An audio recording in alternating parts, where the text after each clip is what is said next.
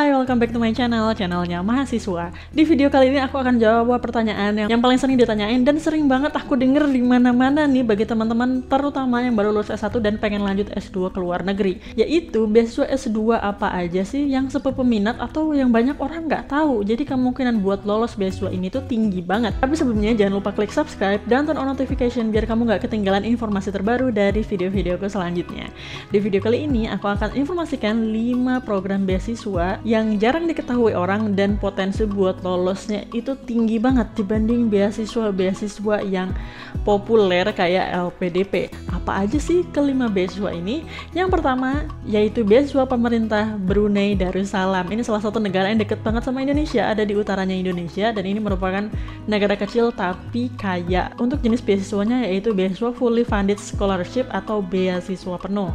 Beasiswa ini hanya terbuka untuk warga negara ASEAN, OIC, dan Commonwealth yang pengen melanjutkan S2 di Brunei Darussalam. Kalau misal di program beasiswa lainnya kamu harus melampirkan bukti kemampuan bahasa Inggris, di program ini tidak ada persyaratan harus menguasai bahasa Inggris dengan melampirkan bukti kemampuan bahasa Inggris tertentu. Tapi tetap aja pelamar beasiswa harus menunjukkan kemampuan bahasa Inggris yang baik karena kenapa? Ini pasti akan sangat membantu kamu ketika kamu berada di negara lain yang tidak menggunakan bahasa Indonesia. Di tahap seleksinya apa aja sih yang dilihat? Yang seleksi pertama banget yaitu seleksi dokumen. Kalau lo seleksi dokumen maka akan dicek dari segi prestasi akademik dan juga ketiga dari segi rekomendasi, apakah ada rekomendasi atau enggak. Kenapa beasiswa ini sampai peminat? Karena kurangnya publikasi dan informasi tentang beasiswa ini dibandingkan beasiswa-beasiswa lainnya yang sering dan gencar banget untuk melakukan promosi sehingga banyak mahasiswa yang tahu. Untuk batas akhir pendaftarannya antara Februari sampai dengan Maret 2024. Kalau kamu belum mendaftar program beasiswa ini di tahun 2024, jangan berasa kecil hati karena di tahun 2025, di awal tahun 2025 nih tepatnya, beasiswa ini akan dibuka lagi dan kamu bisa mendaftar. Siapa tahu rezeki kamu untuk bisa berkuliah di luar negeri fully funded dengan beasiswa penuh lewat beasiswa pemerintah Brunei Darussalam ini. Yang kedua itu beasiswa Taiwan ICDF. Jenis beasiswa ini termasuk beasiswa penuh atau fully funded scholarship. Kenapa beasiswa ini sampai meminat? Karena banyak mahasiswa terutama dari Indonesia yang tidak familiar dengan sistem pendidikan di Taiwan serta ada persyaratan khusus untuk beberapa negara tertentu. Sehingga beasiswa ini kurang diketahui sama scholarship hunter dari seluruh dunia. Beasiswa ini terbuka bagi mahasiswa atau calon pelamar program S2 dari negara-negara berkembang yang pengen melanjutkan program atau kuliah S2 di Taiwan. Nah, bagi kamu yang pengen mendaftar ke program beasiswa ini, kamu harus punya kemampuan bahasa Inggris yang baik, meskipun ada beberapa program yang tidak mensyaratkan untuk melampirkan bukti kemampuan bahasa Inggris tertentu kayak IELTS ataupun TOEFL. Untuk tahap seleksinya, pertama berdasarkan seleksi akademik, kedua berdasarkan rencana studi, ketiga berdasarkan komitmen untuk kembali dan berkontribusi di negara asal. Untuk batas akhir pendaftarannya di tahun 2024 ini, yaitu di tanggal 15 Maret 2024. Tapi jangan berkecil hati karena kamu bisa mendaftar program ini di tahun 2025 nanti. Untuk link pendaftarannya udah aku tulis di deskripsi yang Taiwan ICDF Scholarship. Yang ketiga yaitu program beasiswa New Zealand Manaki. Ini buat kamu yang pengen melanjutkan kuliah S2 ke New Zealand. Jenis beasiswanya termasuk beasiswa penuh atau fully funded scholarship. Dan kenapa sih beasiswa ini sampai peminat padahal New Zealand itu tempat yang indah, terus ada itu negaranya maju. Nah, karena New Zealand ini letaknya benar-benar di selatan dan deket banget sama kutub selatan, jadi dianggap terlalu jauh nih. Selain itu juga kurangnya informasi, jadi banyak calon pendaftar yang nggak tahu tentang program beasiswa ini. Untuk program beasiswa ini terbuka untuk warga negara dari kawasan Pasifik, Asia, Afrika, Karibia, dan Amerika Latin, termasuk di Indonesia yang pengen lanjut kuliah S2 ke Selandia Baru atau ke New Zealand. Persyaratan lainnya yaitu kamu harus memiliki kemampuan atau prestasi akademik yang baik dan punya komitmen untuk kembali ke negara asal setelah menyelesaikan studi. Untuk tahap seleksinya apa aja? Yang pertama yaitu seleksi dokumen, yang kedua wawancara, dan yang ketiga yaitu rekomendasi. Untuk batas akhir pendaftarannya sekitar antara Februari sampai Maret 2024. Tapi kalau misalnya kamu belum mendaftar program ini di tahun 2024, jangan berkecil hati karena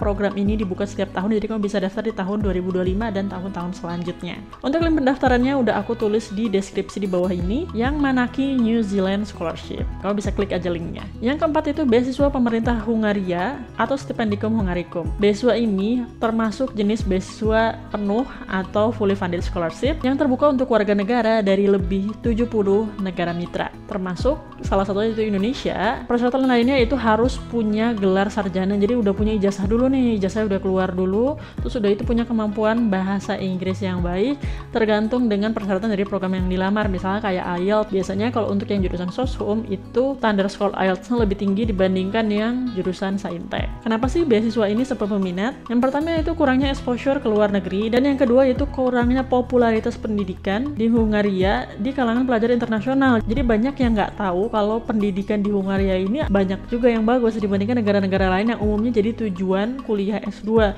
misalnya kayak Inggris atau Amerika Serikat. Untuk seleksinya itu pertama berdasarkan kelengkapan dokumen, kemudian prestasi akademik, wawancara, dan juga motivation letter. Untuk batas akhir pendaftaran di tahun 2024 ini yaitu di tanggal 15 Januari 2024, jadi udah lewat ya.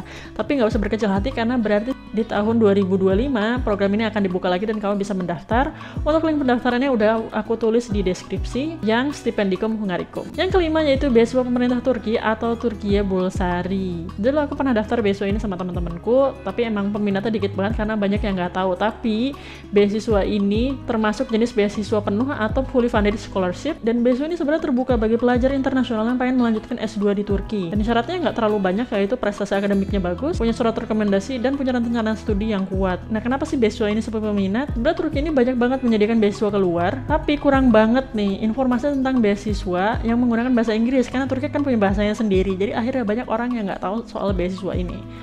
Tapi kalau misalnya kamu cari informasi di webnya, sebenarnya ada versi bahasa Inggrisnya. Untuk seleksinya, pertama berdasarkan dokumen akademik, kedua wawancara, dan yang ketiga tentu saja rencana studi. Ini penting banget. Untuk batas akhir pendaftarannya di tahun 2024 ini yaitu di tanggal 20 Februari 2024. Tapi kalau misalnya di tahun ini kalau belum mendaftar atau belum lolos, maka kamu bisa mencoba lagi di tahun 2025. Untuk link pendaftarannya udah aku tulis di deskripsi yang Turkiye Scholarship. Oke, itu dia 5 program beasiswa S2 bagi kamu yang pengen melanjutkan S2 ke luar negeri. Tapi untuk beasiswa yang semi peminat nih, biar kemungkinan lolosnya lebih besar dibandingkan beasiswa lain yang peminatnya banyak banget kayak LPDP, Fulbright, atau Erasmus Mundus. Oke, itu aja. Terima kasih sudah menonton video ini sampai akhir. Kalau kamu punya pertanyaan lain bisa tulis di kolom komentar di bawah ini. Jangan lupa klik subscribe dan turn on notification. Sampai jumpa di video selanjutnya. Terima kasih.